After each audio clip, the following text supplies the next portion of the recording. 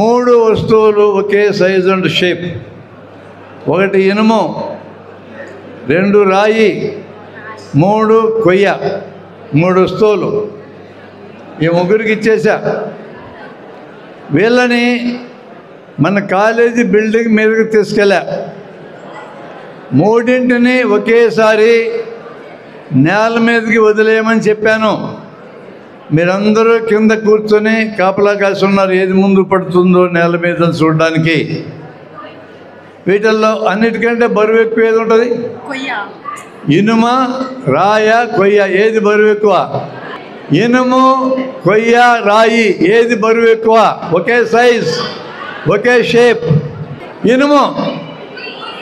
దాని తర్వాత బరువు ఎక్కువేది? నెక్స్ట్ దాని తర్వాత సైజ్ రాయి. Very good, very good, correct చెప్పినారు. అన్నిటికంటే బరువు తక్కువ కొయ్య. ఈ 3ంటిని తీసుకెళ్ళి బిల్డింగ్ మీద తీసుకెళ్ళి ఒకేసారి కిందకు వదిలితే ఏది ఫస్ట్ నేలను తగులుతుంది? అది క్వశ్చను. 4 ఆన్సర్లు ఉన్నాయి. ఇనుము, రాయి, కొయ్య. 4వది నాకు తెలియదు, అది కూడా ఒక ఆన్సరే. 5వ ఆన్సరు. అన్నీ ఒకేసారి పడతాయి. వీటిలో ఏది నీ చాయిస్? What is your? రాయి. ఈ అమ్మాయి నీ పేరు సార్ చెప్పు. పేరు కీర్తిరెడ్డి. కీర్తిరెడ్డి అనే అమ్మాయి చాయిస్ రాయి. మళ్ళీ మార్చగాకు. నీ చాయిస్ ఏంటి? కొయ్య. కొయ్య. పేరు? నీరజ. నీరజ అనే అమ్మాయి చాయిస్ కొయ్య. అమ్మా నీ చాయిస్? రాయి సార్. రాయి. ఈరోజు ఖచ్చితంగా నేషనల్ సైన్స్ డే జరుపుకో తీరాల్సింది, తప్పదు. 3 ఆన్సర్లు చెప్పినారు వీళ్ళు. 3ఆ 2ఆ? రాయి, కొయ్య.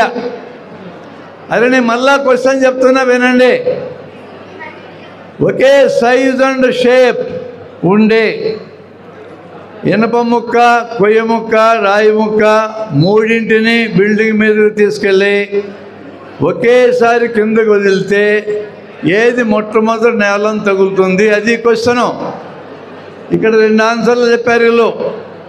ఇద్దరేమో రాయి అన్నారు, ఒకరు కొయ్య అన్నారు. ఇప్పుడు నేను మీ అందరిని అడుగుతా, అన్నిటికంటే ముందు రాయి నేల మీద తగులుతుందనే వాళ్ళు ఎంతమంది చేయొత్తండి ఒకసారి? వెరీ గుడ్, దించండి. అన్నిటికంటే ముందు కొయ్య నేల మీద పడుతుందనే వాళ్ళు చేతులు ఎత్తండి. Double good. అన్నిటికంటే ముందు ఇనుము పడుతుందనే వాళ్ళు చేయొత్తండి. అమ్మయ్య దించండి. నాకు తెలియదు అనే బ్యాచ్ చేయొత్తండి. మీకు కూడా థ్యాంక్స్. రైట్. అన్నీ ఒకేసారి పడతాయనే వాళ్ళు చేయొత్తండి. మీకు ఆ ముగ్గురికి తేడా ఏంటి? నేను పిలవగానే వచ్చారు, మీరెవరు రాలే, అంతే డిఫరెన్స్. ఎప్పుడైనా జీవితంలో అవకాశాలు వస్తే వెంటనే సీజ్ చేసుకుంటే వాళ్ళు దాన్ని వాడుకోగలరు. అవకాశం తలుపు తట్టితే లోపల గడి పెట్టుకుంటే అవకాశం వెళ్ళిపోతుంది. అది తేడా వాళ్ళకి మీకు. అక్కడుండి ఏళ్ళేయడం నాకు శాతం, మీకే కాదు. నేను మీ వయసులో ఉన్నప్పుడు అట్టే అరిసి కాకలేసులోనే. I appreciate you for that. అలా హుషారు లేకపోతే మీరు దేనికి వెనుకిరారు. ఇప్పుడు వేయండి ఇలా. Good, very good. ఆ హుషారు లేకపోతే ముసలాళ్ళు అంటారు మిమ్మల్ని. హుషారు ఉండాలి, ఇప్పుడు ఉండాలనేది చూడాలి. ఇప్పుడు ఒక అనాలిసిస్లోకి వెళ్తున్నాం. ఇప్పుడు వినాలి, మీరు కరెక్ట్గా వినాలి. నేను క్వశ్చన్ ఇచ్చా, చాలా simple question. A question which can be experimented now. ఇప్పుడు ఎక్స్పెరిమెంట్ చేయొచ్చు మీరు కావాలంటే.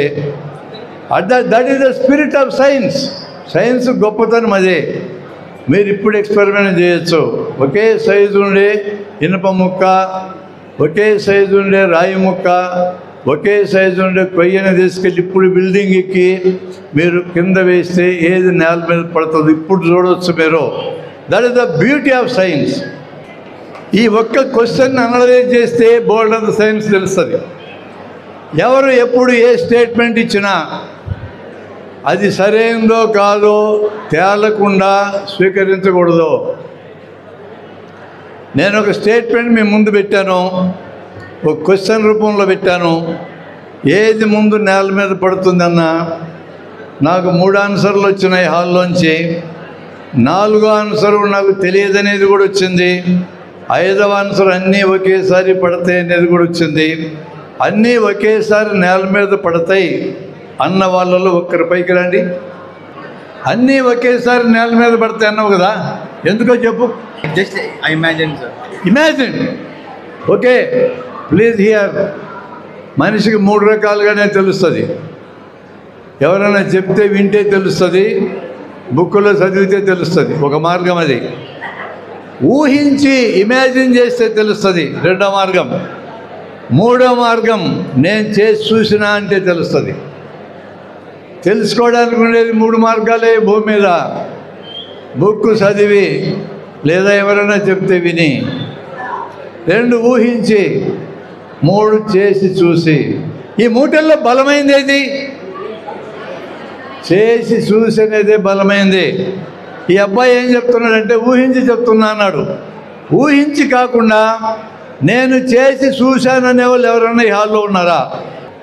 మన దేశంలో ఉన్నంత యూత్ ప్రపంచంలో ఏ దేశంలో లేదు. మన దేశంలో యూత్కి ప్రాపర్ ఎడ్యుకేషన్ కానీ ఉంటే ప్రపంచమంతా మనమే నింపుతాం. అన్ని దేశాల్లో మనమే ఉంటాం. వరల్డ్ లీడర్స్ అవుతాం. Will become world leaders. మన మోడీ సాబ్ గారు చెప్పినట్టు విశ్వగురువులు అవుతాం. విశ్వగురువు కావాలి అని కోరుకుంటే కాం, అర్హత సాధించుకుంటే అవుతాం. అర్హత సాధించుకోవాలంటే ఇప్పుడు నేను ఇచ్చిన క్వశ్చన్కి ఒక్కటే ఆన్సర్ ఉంటుంది. అది మీకు తెలిస్తే అర్హత సాధించుకున్నట్టు. అన్నిటికంటే బరువు ఇనుము. ఇనుము ఎందుకు ముందుకు పడదు? ముందు పడదు. దాని తర్వాత బరువు ఉండేది రాయి. వీళ్ళు రాయి సెలెక్ట్ చేసుకున్నారు. అన్నిటికంటే బరువు తక్కువ కొయ్య. ఒక అమ్మాయి కొయ్య సెలెక్ట్ చేసుకుంది. ఈ క్వశ్చన్ మీకు ఇస్తే మీరు ప్రాపర్ జవాబు చెప్పకపోతే మీ తప్పు కాదు, మా తప్పది. చదువు చెప్పే మా తప్పది. నా ఇంట్లో నా కొడుకో కూతురో తప్పు చేస్తే దానికి బాధ్యత నాదే తండ్రిగా. ఈ దేశంలో ప్రజలు తప్పు చేస్తే పాలించే ప్రధానమంత్రిది, ముఖ్యమంత్రులదే బాధ్యత. విద్యార్థులు తప్పు చేస్తే బాధ్యత అధ్యాపకులదే. ఈ ప్రశ్నకి సరైన జవాబు మేము మీకు ఇప్పటిదాకా చెప్పనందుకు మా అందరి తరఫున నేనే క్షమాపణలు చెప్తున్నా. ఓకే, ఇప్పుడు నువ్వు ఆన్సర్ దగ్గరికి వద్దాం. ఈ ప్రశ్న 450 ఏళ్ళ నాడు ఇటలీలో ఉన్న పిసా అనే నగరంలో ది లీనింగ్ టవర్ ఆఫ్ పిసా అనే బిల్డింగ్ మీద నుంచి ఇదే ప్రయోగం ఒక మనిషి చేశాడు. ఇనుము, కొయ్య, రాయి తీసుకొని కింద వదిలితే అన్నీ ఒకేసారి నేలను తాకినాయి. అది కరెక్ట్ ఆన్సర్.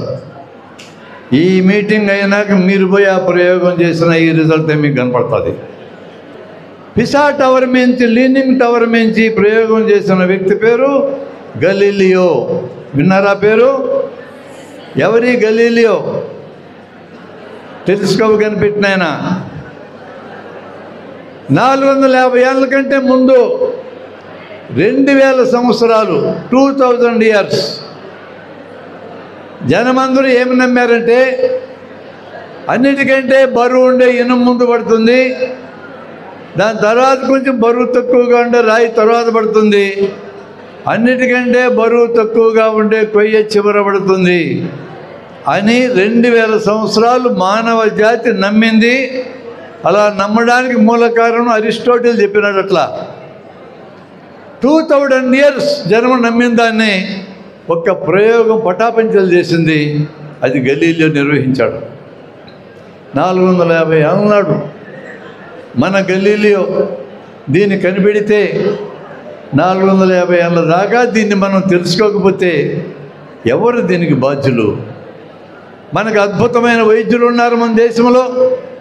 సుశ్రుతుడు సర్జన్, చరకుడు ఫిజిషియన్, అలాగే ఆర్యభట్టుడు, భాస్కరుడు ఖగోళ శాస్త్రజ్ఞుడు, ఎంతో గొప్పవాళ్ళు పుట్టిన ఈ దేశం యొక్క గొప్పతనాన్ని మనం నిలబెట్టాలంటే మనం ఇప్పుడు ఎలా ఉండాలి, ఇది ఆలోచించాలి మనం.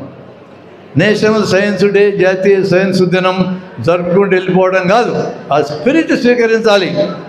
ఇప్పుడు నేను మా పిల్లల్ని ఇంకా క్వశ్చన్ వేస్తున్నా. కీర్తిరెడ్డి రమ్మాయి, నేషనల్ సైన్స్ డే ఎందుకు జరుపుకుంటున్నాం?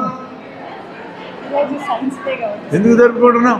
సైన్స్ డే కాబట్టి. మైకుల్లో చెప్తల్లి సైన్స్ డే. ఎందుకు వై? ఆ ముసలాయన ఎవరు? సివి రామన్. ఆయన ఎందుకు అక్కడ పెట్టినాం? ఆయనకు దండ ఎందుకు వేసినాం? ఈరోజు సైన్స్ డే కదా.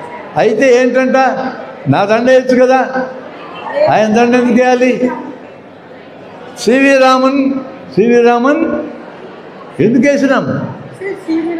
ఆయన వల్ల పుట్టిన దినమా? కాదు సార్, మరణించిన దినమా? సార్ ఆయన వల్లే కదా సార్ మనకి సైన్స్ డే. నిజమే, ఎందుకు ఆయన వల్ల చేసినాం? నువ్వు చెప్తావా? నువ్వు తల్లి, అది కరెక్టే. ఆయన ఎందుకు పెట్టినామంటున్నా? నా బొమ్మ పెట్టచ్చు కదా అక్కడ. ఆయన birthday. Do you accept the statement given by my friends? CV Raman పుట్టిన దినం ఈరోజు ఒప్పుకుంటారా? ఆయన పుట్టిన దినం కాదు ఈరోజు. మరి ఇంకేంది? రామన్ ఎఫెక్ట్ కనిపెట్టిన దినం. అమ్మా కరెక్ట్గా చెప్పినావు తల్లి. రా ఇట్లా ఒక్కసారి మైకులో చెప్పమాట. రామన్ ఎఫెక్ట్ కనుక్కున్నాడు కాబట్టి scattering of light. Raman effect కనుక్కున్న దినం. దానికి నోబెల్ ప్రైజ్ ఇచ్చారా? నోబెల్ ప్రైజ్ ఇచ్చారు దానికి. 140 రూపాయలు ఖరీదైన పరికరాలతో ఆయన పరిశోధన చేశాడు కల్కటాలో. ఇంతకీ రామన్ ఎఫెక్ట్ అంటే ఏంది? మీరు ఎవరైనా చెప్తారా రామన్ ఎఫెక్ట్ అంటే ఏందో? మైక్ తీసుకో, నీ పేరు చెప్పు. రామన్ ఎఫెక్ట్ అన్న ఏమో నువ్వు చెప్పు. Myself M. Nageshwari. Raman effect means scattering of light. It can be said to be as a evolution of stars. Structure and evolution of stars. Very good. ఇంకొక ప్రశ్న అడుగుతా, ఇప్పుడు చెప్పినావు కాబట్టి. ఆకాశం నీలంగా ఎందుకుంది? సముద్రం నీలంగా ఎందుకుంది? స్కాటరింగ్ ఆఫ్ లైట్ అనే దాని మీద రామన్ చేసిన పరిశోధనలకి నోబెల్ ప్రైజ్ వచ్చింది. కరెక్ట్. ఆకాశం బ్లూగా ఎందుకుంది? సముద్రం బ్లూగా ఎందుకుంది? ఇది కూడా రామన్ ఎఫెక్ట్లోంచి వచ్చిన ఆన్సరే. మన కాంతిలో 7 రంగులు ఉంటాయి. చెప్తావా పేర్లు? కాంతిలో 7 రంగులు. విబ్జార్ చెప్పు వరుసగా పేర్లు. Orange. VIBGYOR. Violet. V. Indigo. Blue sir. B blue. G green. Y yellow. O orange. R red. 7 రంగులు ఉంటాయి.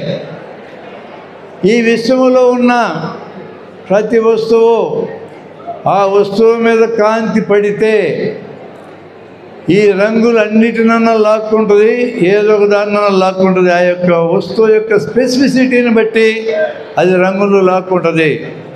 అది లాక్కోగా మిగిలిన రంగులను బయటకు వదిలేస్తుంది. సముద్రం 7 రంగుల్ని లాక్కొని బ్లూ కలర్ని బయటకు వదిలేస్తుంది.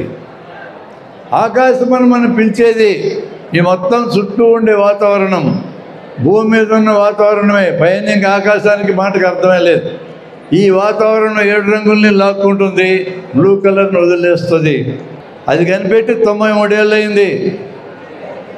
ఈ 93 ఏళ్లలో మన దేశంలో నివసిస్తూ ఉన్న సైన్సెస్లో ఇంకొక సైంటిస్ట్ కూడా నోబెల్ ప్రైజ్ రాలేదు. ఇది సంతోషించదగ్గ విషయమా, ఏడవలసిన విషయమా చెప్పండి మీరు? ఇంకొకరికి కూడా రాలేదు. ఈ దేశం నుంచి బయటకు వెళ్ళిపోయిన వాళ్ళకి వచ్చింది. ఈ దేశంలో నోబెల్ ప్రైజులు సంపాదించడానికి కావలసిన విధంలో మనం చదువుని నేర్పకపోతే మన తప్పది, ఎవరి తప్పు కాదు. అది మనము గ్రహించడం నేర్పిస్తున్నాం, గుర్తుపెట్టుకోవడం నేర్పిస్తున్నాం, పరీక్షల్లో కక్కడం నేర్పిస్తున్నాం. 3 మనం నేర్పిస్తున్నాం. పరీక్షలు అయిపోయినాక అన్నీ మర్చిపోతాం, ఏం మిగలవు. సరిగా ఊహించడం నేర్పడం లేదు, సరిగా ఆలోచించడం నేర్పడం లేదు. ఆలోచన మనకొచ్చు, ఊహించడం మనకొచ్చు, సరిగ్గా ఊహించడం, సరిగ్గా ఆలోచించడం నేర్పడం లేదు. దాని పర్యవసానం ఎట్లుంటుందంటే పరీక్షల్లో బ్రహ్మాండంగా ర్యాంకులు వస్తాయి, మార్కులు వస్తాయి, తర్వాత అన్నీ మర్చిపోతాం, ఏం మిగలదు. ఎందుకంటే జీవితానికి పనికిరావు. జీవితానికి పనికిరాకపోతే మర్చిపోతాం మనం. అటువంటి విషయాలను గుర్తు తెచ్చుకోవడానికే జాతీయ సైన్స్ దినం జరుపుతాం మనం. వీ హ్యావ్ టు పునరంకితం కావాలి, అందుకు మనం జాతీయ సైన్స్ దినం జరుపుతాం.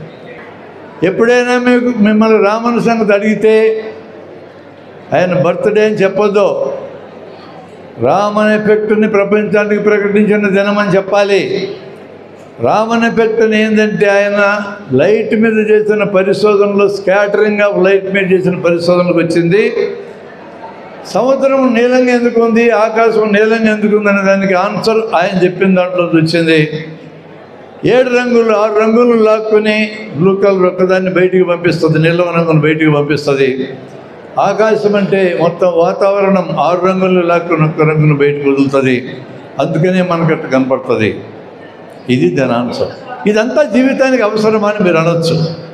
ఎస్, ఐ అగ్రీ, జీవితానికి అవసరమే. మీరు తలకాయకి పూసుకునే నూనె దగ్గర నుంచి, నేను కళ్ళకు పెట్టుకున్న కళ్ళజోడు దగ్గర నుంచి, మైకు దగ్గర నుంచి, ఫ్లోరింగ్ దగ్గర నుంచి, you name anything on this earth, it is from science.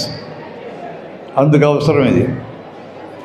నువ్వు ఏదైనా చెప్పండి, సైన్స్ యొక్క ఫలితం అది.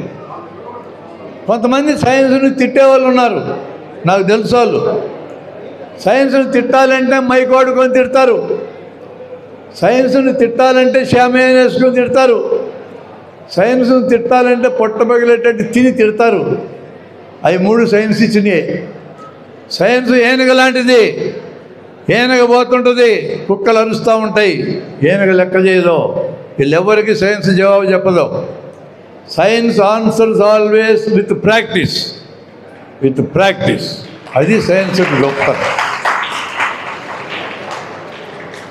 Every problem we as people face on this earth, science can answer.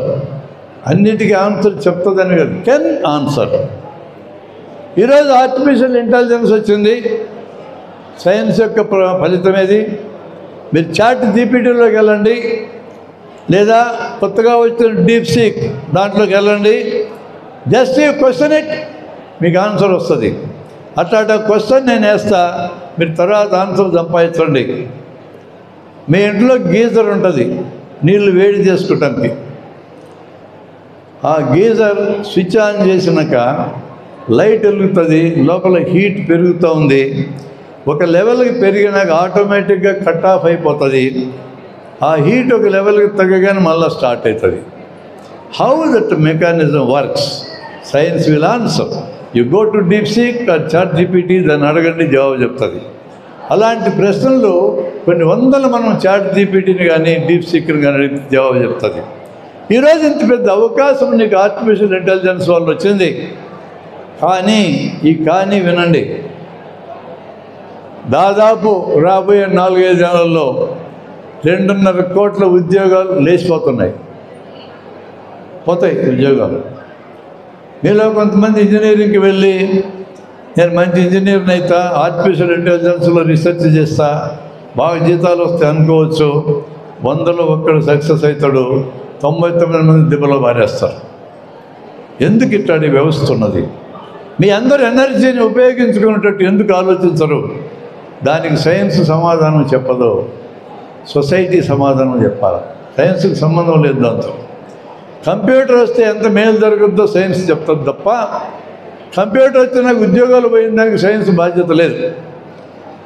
కొంతమంది సైన్స్ అనే పేరుతో ఎంత విచిత్రమైన విషయాలు మాట్లాడతారో నేను ఒక వాక్యం చెప్తా వినండి. ఒక పేరు మోసిన బాబా, నాకేం బాబాలంటే కోపం లేదండి, వాళ్ళు మనలాంటి మనుషులే. వాళ్ళు ఒకవేళ మేము దేవుళ్ళమని చెప్పుకోవచ్చు, కానీ వాళ్ళు కూడా మనలాగా చచ్చిపోయేటోళ్ళే గ్యారెంటీగా. పేరు మోసిన బాబా ఒక స్టేట్మెంట్ ఇచ్చాడు.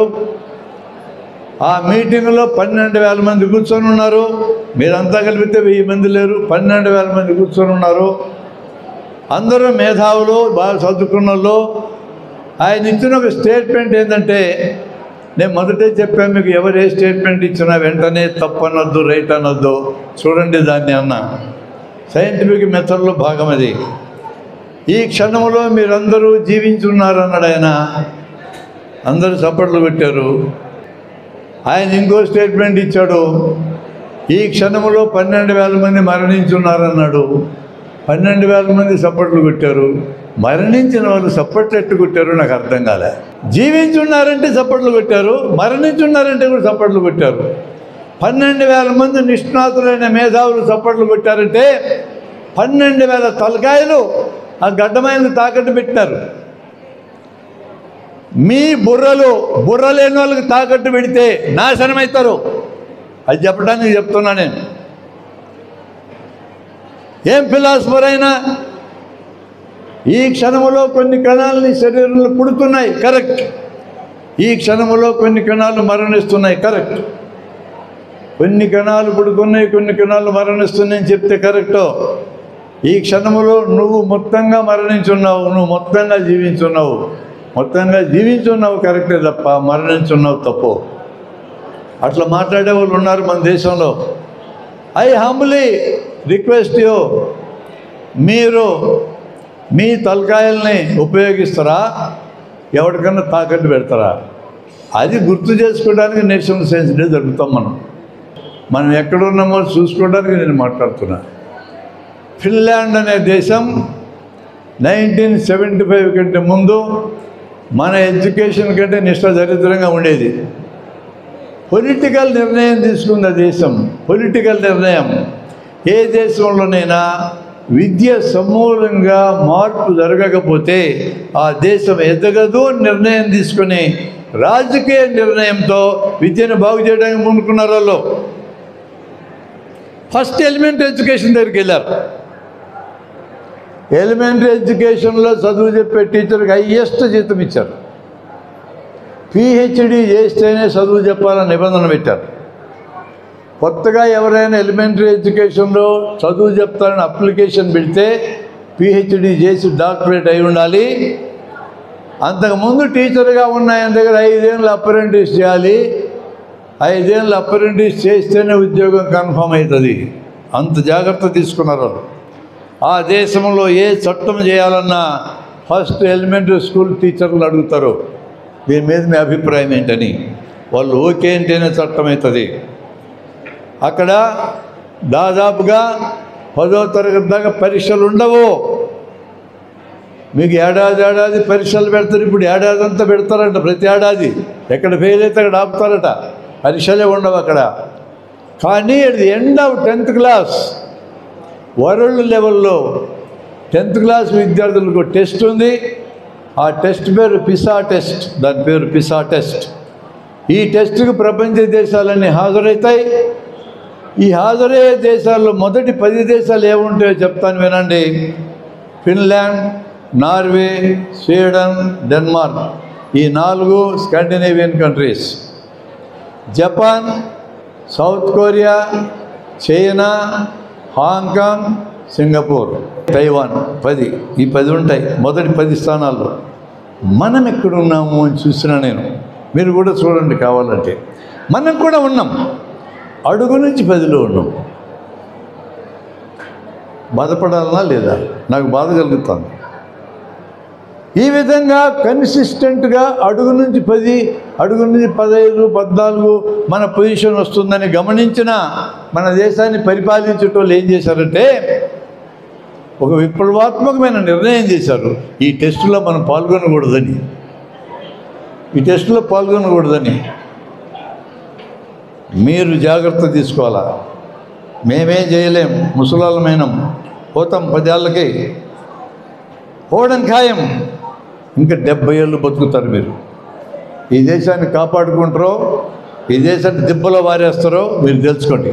ఆ ఛాలెంజ్ చేయడానికి నేను సబ్జెక్ట్ చెప్పాను. మీ తరంలో ఈ దేశంలో ఉన్న ఎడ్యుకేషన్ సమూలంగా మారాల్సిందే. ఫిన్లాండ్ ఏంది, నార్వే ఏంది, స్వీడన్ ఏంది, వాళ్ళ సరసన మేము కూడా కూర్చుంటామనే కసి మీకు రావాలి. ఒక్కొక్కరికి కసి రావాలి, దేశం మొత్తం యూత్కి కసి రావాలి. అలా పునరంకితం కావడానికే జాతీయ సైన్స్ దినం జరుపుకోవాలా. మా ఫ్రెండ్ ఒక అతను ఈ మధ్యన ఫిన్లాండ్ పోయాడు. అక్కడ ఈ ఫ్రెండ్ ఉంటే చూడడానికి రాత్రిపూట 2 గంటల టైంలో ఒక ఫ్రెండ్ దగ్గరికి వెళ్ళి ఇద్దరు కలిసి కారులో వెళ్తున్నారు. ఎవరిద్దరు? అక్కడ నేటివ్గా ఉండేవాడు మా ఫ్రెండు. మధ్యలో ట్రాఫిక్ సిగ్నల్ వచ్చింది, ఎర్ర లైట్ వెలిగింది. బండి తోలేదు లోకల్గా ఉండేవాడు. వాడు బండి ఆపాడు. పక్కన మనోడు ఉన్నాడు కదా, ఆంధ్రావాడు. ఏమిరా బండి ఆపిను అన్నాడు. ఎర్ర లైట్ పెట్టదు కదా రానే. ఎర్ర లైట్ పెడితే ఆపేది ఏమిరా, ఏం కార్లు గీర్లు రావటం లేదు కదా, పో అన్నాడు. అట్లా పోకూడదు అన్నాడు. మా ఇండియాలో పోతామే అన్నాడు వీడు. ఇండియాలో పోవచ్చు కానీ ఇక్కడ పోవడానికి లేదన్నాడు. ఏం భయమా అన్నాడు. భయం లేదన్నాడు. పోలీసులు చూస్తారా అన్నాడు. చూడరా అన్నాడు. మరి ఇంకేంద్ర నీ సమస్య అన్నాడు. వాడు అన్న మాట వినండి, ఈ మాట మీరు వినాలి. అన్న మాట ఏంటంటే, ఈ టైంలో ఎవరైనా పక్క ఇళ్ళల్లో వాళ్ళు కిటికీలు తెరిచి ఆ కిటికీలోంచి బయటికి చూస్తూ ఉండే వాళ్ళలో పిల్లవాళ్ళు ఎవరన్నా ఉంటే ట్రాఫిక్ జంప్ చేస్తారనేది వాళ్ళు గుర్తిస్తే మా దేశం నాశనం అవుతుంది అన్నారు వాళ్ళు. That is the seriousness of adults of that country. మీరు అడల్ట్స్గా మారాలి. ఇంకా 10 ఏళ్ళకి మారుతారు. ఈ సీరియస్నెస్ మీకుంటే ఈ దేశం బాగుపడుతుంది. జ్యోతిష్కం మీద చిన్న స్టోరీ. నేను ఒకరోజు విజయనగరంలో ఉన్నప్పుడు నాకు ఫోన్ కాల్ గుంటూరు నుంచి వచ్చింది. పూర్ణమోహన్ ఆయన పేరు. ఫోన్ చేసి జ్యోతిష్యము అంటే భూత భవిష్యత్తు వర్తమాన కాలాల గురించి చెప్పడం. జ్యోతిష్యం అంటే మన యూనివర్సిటీలో కూడా పెట్టారు, మీకు తెలుసుగా. అది శాస్త్రము అని ప్రూవ్ చేస్తే 5 కోట్లు డబ్బులు ఇస్తామని మీరు చెప్పినారా అని నన్ను అడిగాడు. అవును ఇస్తామని చెప్పినా నేను. 5 కోట్లు శాస్త్రమని ప్రూవ్ చేయటం అనగా ఏమో తెలుసా? శాస్త్రమని ప్రూవ్ చేయడం అంటే ప్రయోగానికి నిలబడ్డం అని అర్థం. భవిష్యత్తు, భూతకాలం, వర్తమాన కాలం కరెక్ట్గా ఒక్క తప్పు లేకుండా చెప్తే 5 కోట్లు ఇస్తానని చెప్పా. 1 గంట లోపల ఆయన ఫ్రెండ్ శశిమౌళిని పాల్కొల్ నుంచి ఫోన్ చేశాడు. నేను కూడా ఇంక్లూడ్ అవుతుంది దీంట్లో అని. ఓకే, ఇప్పుడు మేము ఏమనుకున్నామంటే ప్రూవ్ చేయడం అనగా ఏమీ మాట్లాడుకున్నాం రా అన్న. అది తేలాలి కదా. ప్రూవ్ చేయటం అనగా ఏమో కామనాలిటీ ఉండాలి, లేకపోతే ప్రూవ్ చేసేది ఏముంది? 2 సిట్టింగులు కూర్చున్నాం మేము విజయవాడ, గుంటూరులో. ప్రూవ్ చేయటం అనగా ఏమో మాట్లాడుకున్నాం మేము. ప్రూవ్ చేయటం అనగా ఏమంటే మేము ఇటువైపు నుంచి ఉన్న వాళ్ళం, 5 కోట్లు ఇవ్వాల్సిన వాళ్ళం. కొంతమంది వివరాలు సేకరించుకోవాలి. వాళ్ళ పేర్లు చెప్పము, నంబర్లు చెప్తాం. వాళ్ళు జ్యోతిషం గురించి చెప్పేవాళ్ళు. ఆ నంబర్లు ఉన్నవాళ్ళు 19 నంబర్లు ఇచ్చినాం మేము. ఈ నంబర్లు ఉన్నవాళ్ళు ఆడవాళ్ళు, మగవాళ్ళు వాళ్ళే చెప్పాలా. పెళ్ళేందో లేదో చెప్పాలా, పిల్లలు ఉన్నారో లేదో చెప్పాలా, పిల్లల వయస్సులు కరెక్ట్గా చెప్పాలా, ఆడపిల్ల మగపిల్ల వరుస క్రమం చెప్పాలా, ఇల్లు ఉందో లేదో చెప్పాలి, కారు ఉందో లేదో చెప్పాలి, యాక్సిడెంట్లు ఏమన్నా జీవితంలో జరిగినా లేదో చెప్పాలి, ఫైనల్గా వాళ్ళు మరణించున్నారో బతుకున్నారో చెప్పాలి. ఇది కండిషన్ మాకు. అగ్రిమెంట్ రాసుకున్నాం మిత్రులారా, బాండ్ పేపర్ మీద 7 పేజీలు నా దగ్గర ఉంది. ఇప్పుడు ఇంకా మేము కరెక్ట్గా చెప్తామన్నారు వాళ్ళు. మేము చెప్తే 5 కోట్లు ఇస్తామన్నాం. ఇది మొత్తం షూటింగ్ చేస్తామన్నాం, మొత్తం మీడియాకి రిలీజ్ చేస్తామన్నాం. మీడియాకి రిలీజ్ చేసినాక సెంట్రల్ గవర్నమెంట్కి అప్లై చేస్తామన్నాం. ఏం తేలితే దోషిష్టం శాస్త్రం అని తేలితే మేము ఇంకా జన విజ్ఞానం మీదకి పని చేయమని చెప్పాం. నీ అంట తిరిగి జ్యోతిషం ప్రచారం చేస్తామని చెప్పాం. అది తప్పని తేలితే నువ్వు జ్యోతిషం చెప్పకూడదు, మా ఎంట తిరగాలని చెప్పాం. అది మా పందెంలో భాగం. సంతకాలు పెట్టినాం. చచ్చిపోయినారు లేదో చెప్పం మేమన్నారు వాళ్ళు. ఎందుకు చెప్పరన్నాం మేము. మా 19 మందిలో కొంతమంది ఆల్రెడీ చచ్చిపోయి ఉన్నారు. చచ్చిపోయిన వాళ్ళు చచ్చిపోయినారు చెప్పడానికి నీకేంది బాధ అన్నాం. అయితే చెప్తాంలే అన్నారు. నెల గడిచింది, నేను సంతకాలు పెట్టినా మా వైపున, మా మిత్రుడు ఒక ఆయన పెట్టాడు. వాళ్ళ కోసం కాగితాలు పెట్టుకొని తిరుగుతూ ఉన్నాం. పాల్గొల్లుకి గుంటూరుకి చిక్కటం లేదా వాళ్ళు ఎందుకు చిక్కటం లేదు? అతను జవాబు చెప్పలేడు. ఎందుకు చెప్పలేడంటే, ఎందుకు చెప్పలేడో ఇంకో కథ చెప్తే నీకు అర్థమవుతుంది. ఓకే, ఇక్కడే ఉండి విను. ఇంకో కథ చెప్తా, విను అట్లాడిది. మీరు కూడా వినండి. వాళ్ళు కరెక్ట్గా 19 మందికి 13 పాయింట్లు అడిగాం. 19 × 13 చెప్పాలి. ఒక్కటి తప్పు పోయినా వాళ్ళు ఫెయిల్ అయినట్టే. మా కండిషన్ అది. అన్నీ కరెక్ట్గా చెప్తారు, సరిగా చెప్పినట్టు. వాళ్ళు చెప్పలేరు. వాళ్ళు చెప్పలేరని మాకు తెలుసు, ముందే తెలుసు. మాకు మా 5 కోట్ల రూపాయలు పోవని మాకు తెలుసు ముందే. అందుకని మేము పందెం కాసినాం. 68లో ఫస్ట్ ఇయర్ మెడికల్ కాలేజ్లో చేరిన, సెప్టెంబర్ 13 చేరిన. మీలాగే ఈ గోలగోలు చేసే బ్యాచ్ అన్నది. విపరీతంగా సినిమాలు చూసే బ్యాచ్. రోజుకు 3 సినిమాలు చూస్తుంటాను. మీ వల్ల కాదు అది, నేను చూసే అట్లా. ఒక 4 చేరినాం నాలాంటి బ్యాచ్.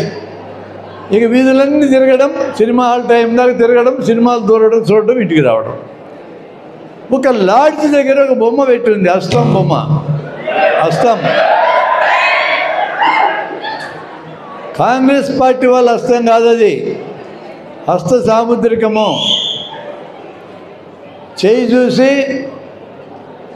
గతము, వర్తమానం, భవిష్యత్తు చెప్తామని ఒక పండితుడు ఆ లాడ్జ్ లోపల ఒక రూమ్లో ఉన్నాడని తెలుసుకొని ఆయన దగ్గరికి వెళ్ళాం మేము 4. మా జేబులో స్పెషల్ మెరిట్ స్కాలర్షిప్ డబ్బులు ఉన్నాయి. ఆయన దగ్గరికి వెళ్ళి, స్వామి మీరు ఇలా చెప్తారని బయట రాసి ఉంది, కరెక్టేనా అని అడిగినాం. అవు కరెక్టే అన్నాడు ఆయన. మీరు చెయ్యి చూసి చెప్తారా, చేతి ముద్ర చూసి కూడా చెప్తారా అని అడిగా. ముద్ర చూసి కూడా చెప్తా అన్నాడు. మేము అప్పటికే 10 ముద్రలు జేబులో పెట్టుకొని ఉన్నాం. చేతి ముద్రలు 10టికి మేము పేర్లు రాసుకున్నాం, లిస్టు అన్నిటికీ నంబర్లు వేసుకున్నాం. ఆయన ముందు పరిచినాం. ఒక్కో చేతికి 10 రూపాయలు అన్నాడు. 100 రూపాయలు అక్కడ పెట్టా. 100 రూపాయలు పెట్టి, ఈ చేతి ముద్రలు కలిగిన వాళ్ళు ఆడవాళ్ళ చేతులేవి, మగవాళ్ళ చేతులేవి చెప్పు స్వామి అన్నాం. చెప్పగలడా? ఇప్పుడన్నా చెప్పుకొని. ఆడవాళ్ళ చేతిలో మగవాళ్ళ చెప్పగలడా ఆయన? నాకు తెలియదు సార్. తెలీదా? ఇప్పుడైతే విను. మళ్ళా చెప్పలేడు అతను. తెలియదంటే నేరం కాదు. I agree with you. చెప్పలే అతను. 5 నిమిషాలు అయింది. ఇప్పుడు ఏం చేశానంటే, 10 ప్రశ్నలు మీరు చెప్పలేదండి, ఒక్క ప్రశ్న వేస్తా, ఇదొక్కడే చెప్పమని అడిగాను. ఈ ప్రశ్న నువ్వు ఖచ్చితంగా చెప్పాలి. నాకు పెన్ను ఉందండి జేబులో. పెన్ను ఉంటే ఇవ్వండి సార్. పెన్ను తీసుకున్నా, నిన్నే అడుగుతున్నా. ఈ పెన్నుతో, నీ పేరేం పేరు? మనోహర్. మనోహర్. ఈ పెన్నుతో మనోహరి చేతి మీద ఎట్లా కూర్చున్నా. అది మీ నిర్ణయం సార్. నువ్వు చెప్పగలవా? నేను చెప్పలేను సార్. Right, very good. ఇప్పుడు కరెక్ట్ చెప్పినాడు. ఇందాక తెలియదు అన్నాడు, ఇప్పుడు ఆన్సర్ చెప్పినాడు. నాకు నేను చెప్పలేను అన్నాడు. ఆయన అడిగినాం మేము, ఈ పెన్నుతో నా చేతి మీద ఇలా కూర్చుకోనా చెప్పని అడిగాం. ఆలోచిస్తూ ఉన్నాడు. కూర్చుకుంటావు అన్నాడు అనుకో, మడతపెట్టి జేబులో పెట్టుకుంటా. కూర్చుకో అన్నాడు అనుకో, కూర్చుకుంటా. పని నా చేతిలో ఉన్నది, ఫలితం ఆయన చెప్పాలి. ఎప్పటికీ చెప్పలేడు. నువ్వు కడప బస్ స్టాండ్కి వెళ్ళావు హైదరాబాద్ పోవాలని, ఎన్ని గంటలకు చేరుతావు హైదరాబాద్? ఇక్కడ ఎక్కితే సార్ ఎగ్జాక్ట్ నాకు తెలియదు సార్. హైదరాబాద్ 400 కిలోమీటర్లు ఉంది. ఎంతసేపట్లో పోద్ది bus? 7 hours or 6 hours. 7 hours. ఇప్పుడు నువ్వు ఆన్సర్ చెప్పినవుగా. ఇప్పటిదాకా తెలియదు అన్నావు కదా. గుడ్, ఆన్సర్ చెప్పాడు. ఇప్పుడు 7 గంటలు పడుతుంది అన్నాడు మనోహర్. ఇప్పుడు టైం ఎంత? 12 సార్. ఇప్పుడు ఎక్కామనుకో, ఎన్ని గంటలకు చేరుతాం? మేబీ సాయంత్రం 6 గంటలకు లేదా 7 గంటలకు. 7 గంటలకు చేరుతాం. ఇప్పుడు నేను క్వశ్చన్ వేస్తున్నా, కరెక్ట్గా సాయంత్రం 7 గంటలకి హైదరాబాద్ ఇమ్మిలిమిన్ బస్ స్టేషన్ ఉంటావా అన్నా? చెప్పలేను సార్. అది కరెక్ట్ చెప్పినట్టు చూడు. చెప్పలేనన్నాడు. ఇందాకేమన్నాడు? 7 గంటల తర్వాత హైదరాబాద్లో ఉంటా అన్నాడు. ఇప్పుడు ఏమన్నాడు? కరెక్ట్గా 7 గంటలకు ఉంటావా అన్న? చెప్పలేనన్నాడు. అది భవిష్యత్తు అంటే చెప్పలేరు. ఇప్పుడు నేను పెన్నుతో గుచ్చుకోనా అంటే చెప్పలేడు ఆయన. I am challenging now on this dais. ఈ ప్రపంచంలో 800 కోట్ల మందికి ఈ ప్రశ్న నేను వేస్తా. ఒక్కరంటే ఒక్కరు వచ్చి కరెక్ట్గా నేను అడిగిన ప్రశ్నకి కూర్చుకోనా కరెక్ట్గా ఆన్సర్ చెప్తే నేను 5 కోట్లు ఇప్పిస్తా. చెప్పలేరు. నేను అప్పుడేం ఛాలెంజ్ చేసినానంటే హస్త సాముద్రికుని, నువ్వు చెప్పలేకపోయినావు. రేపు ఉదయం 10 గంటల 10 నిమిషాలకి ఏం జరుగుతుందో ఇప్పుడు కాగితం మీద నేను రాస్తాను, సీల్ చేస్తా. నేను దీన్ని మేనేజర్ దగ్గర పెడతాం. నువ్వు ఒక తాళం, నేను తాళం వేసుకొని పోదాం. రేపు 10ంటికి వస్తా, చెక్ చేద్దామన్నా. అతను రెడీ అయినాడు అతను. నేను కాగితం మీద రాశా ఏం జరుగుతుందో. రేపు జరగబోయేదాన్ని నేను రాశాను, సీల్ చేశా, కవర్లో పెట్టా, తీసుకెళ్ళి మేనేజర్ దగ్గర పెట్టాను. మేనేజర్ దగ్గర బీరువాలు పెట్టి నేను ఒక తాళము, హస్త సాముద్రికు తాళం వేసుకొని వెళ్ళిపోయినాం. తెల్లారి నాకు వచ్చేసాం 10 గంటలకి. 10 గంటల టైంలో మా మనోహర్ కూడా నాతో ఉన్నాడు, నువ్వు కూడా ఉన్నావు నాతో. సరిగ్గా 10 గంటల 9 నిమిషాలకి మనోహర్ చెయ్యిట పెట్టి, దీని మీద ఏం కవర్ ఏం లేదు, ఒక నిప్పు కణిక అది ఈయన చేతిలో పెట్టిన అమ్మ నొప్పిని కింద పారేశాడు. నిప్పు కనుక పెడితే కింద పారేస్తా, అట్టే పట్టుకుంటా పారేస్తాం. కరెక్ట్ చెప్పాడు. సరిగా 10 గంటల 10 నిమిషాలకి మనోహర్ చేతులు నిప్పు కనుక పెడితే అమ్మ నొప్పిని కింద పారేశాడు. ఇప్పుడు నేను కవర్ బయటికి తీసా, దాని లోపల చదివా. 10 గంటల 10 నిమిషాలకి మనోహర్ చేతులు నిప్పు కనుక పెడితే పారేస్తాడని రాసింది. నేనంటే చెప్పగలిగినా ముందే జరగబోయేదాన్ని. ఇది తెలిస్తే నీకు ఈ ప్రపంచంలో సైన్స్ అంతా తెలిసినట్టే. నా చేతిలో సత్యం ఉంది, నిప్పుకు కాల్చే గుణమున్నది. అది ఎవరికైనా ఎక్కడైనా ఎప్పుడైనా అంతే, ఇక మారుతుంది. అది సైన్స్ అంటే. నిప్పు కనుకని చేతి మీద ఏ ఆచ్ఛాదన లేకుండా 30 సెకండ్లు పెట్టుకుంటే ఎవరికైనా కాలుతుంది, ఏ ఊళ్ళోనైనా కాలుతుంది, ఏ రోజైనా కాలుతుంది. That is the greatness of science. అది సైన్స్ గొప్పతనం. నేను దాన్ని వాడుకున్నా, కాగితం మీద రాశా, నేను గెలిచా.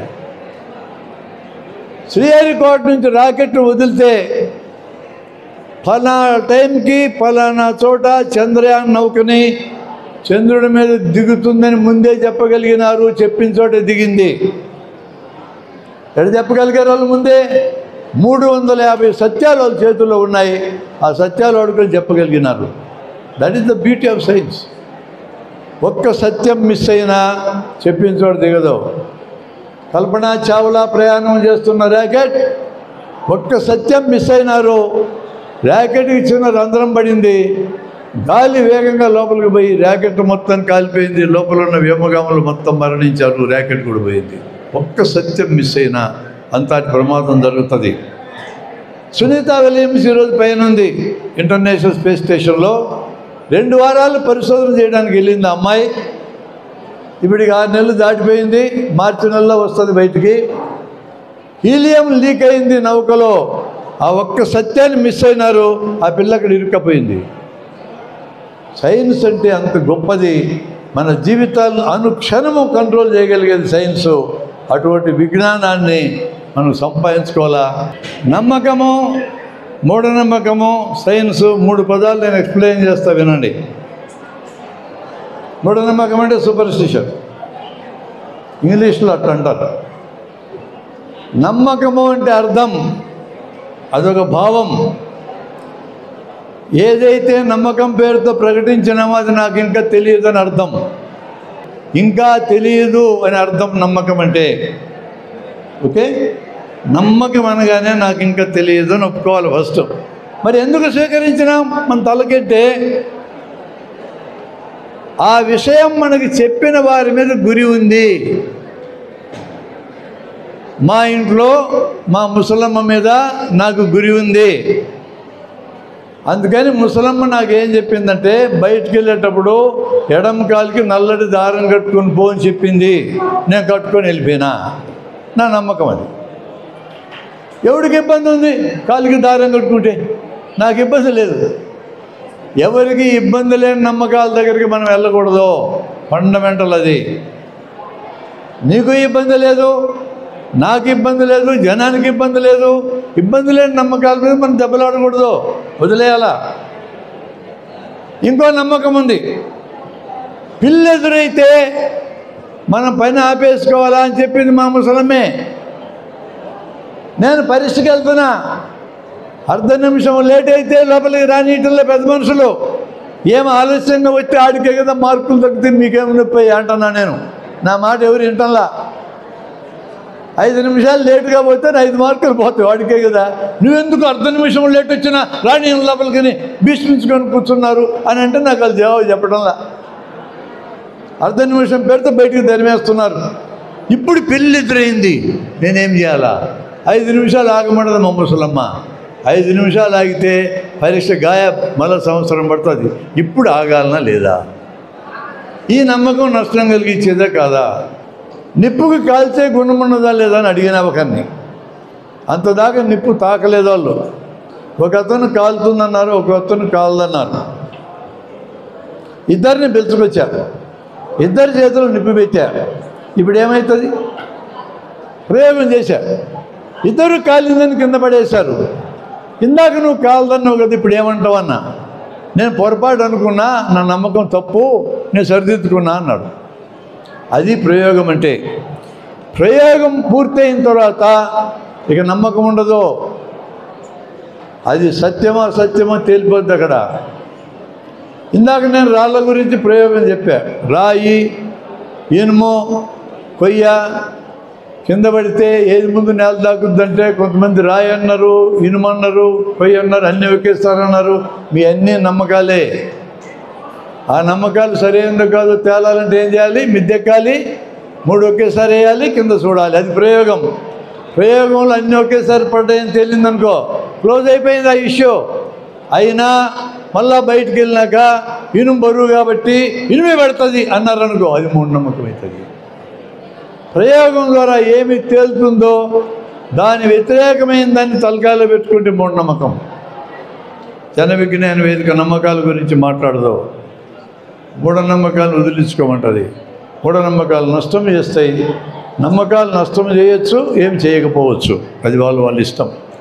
నేను ఎగ్జాంపుల్ ఇంకోటి చెప్తా దానికి, నీకు ఇంకా బాగా అర్థం కావడానికి. మా ఇంట్లో పండగ, శివరాత్రి పండగ రోజు మామిడాకులు తీసుకొచ్చి తోరణం కట్టినారు ఒకరు. మా ఇంట్లో ఒకరు. ఎందుకు కట్టినారంటే సాంప్రదాయం రా, పూర్వీకులందరూ కట్టినారు, ముసలమ్మలు కట్టినారు, మేము కట్టినామన్నారు. నాకు వాళ్ళతో గొడవ లేదు.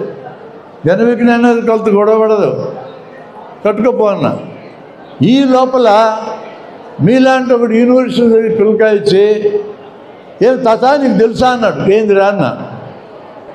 నీకు తెలుసా అన్నాడు. ఏం తెలుసురా అన్న. మామిడాకులు ఎందుకు కట్టు తెలుసా నీకు అన్నాడు. ఏదో సాంప్రదాయం అంటున్నారు, కట్టుకోండి నువ్వు లేరా అన్న. లేలే, ఆడ పెద్ద సైన్స్ ఉంది అన్నాడు వాడు. చెప్పరా ఆంటీని.